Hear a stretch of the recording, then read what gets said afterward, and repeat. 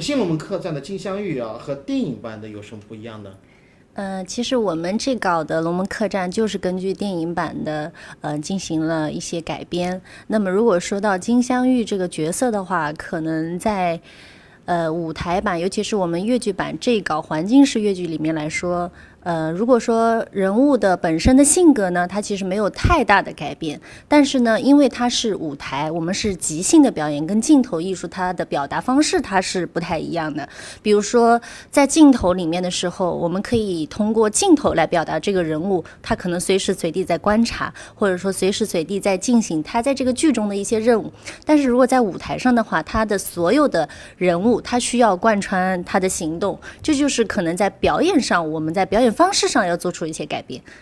所以其实我当时在接到演金镶玉这个角色之后，我是有去看了张曼玉老师的金镶玉的，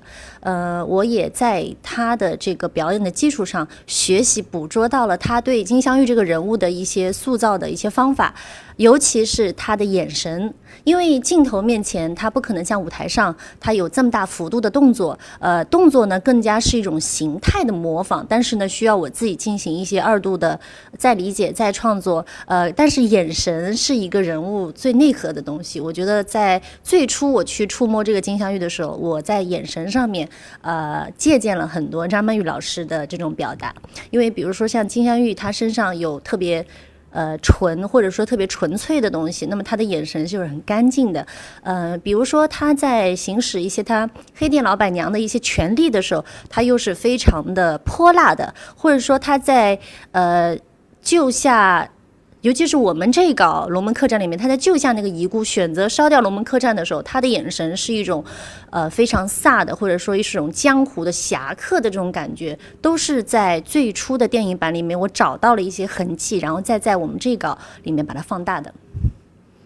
好。那么剧情的这个学习当中啊，在学张曼玉的表演当中还有哪些地方呢？我觉得最明显的一点就是电影版的有一个最开头的一些镜头，他出场的镜头就是他抱了一个酒坛子在那个桌子上面，周围一圈的都是一些江湖人士，他拿着那个酒，就酒壶子在那边啊什么样啊什么样，就他那种状态是让我学到的。我觉得张曼玉他那种状态就是让我学到，所以我觉得从金镶玉的塑造上来说，我觉得他首先在肢体上他得解放，他不能局限于说我就是在这个平地上的，我在这个客栈中上天入地都可以。你看他每一次出镜，我觉得就是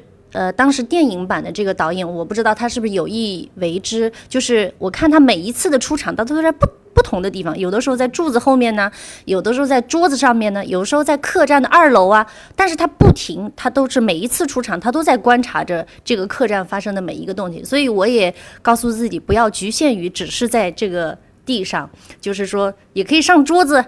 踩凳子。这个在床上，他不一定是坐在床上，他可以靠在床沿，或者说是靠在酒柜上，就是要不拘泥原来的这种打破所有的这种空间，要在这个客栈比较我行我素一点，可能就更符合他这个客栈老板娘的身份。好，谢谢。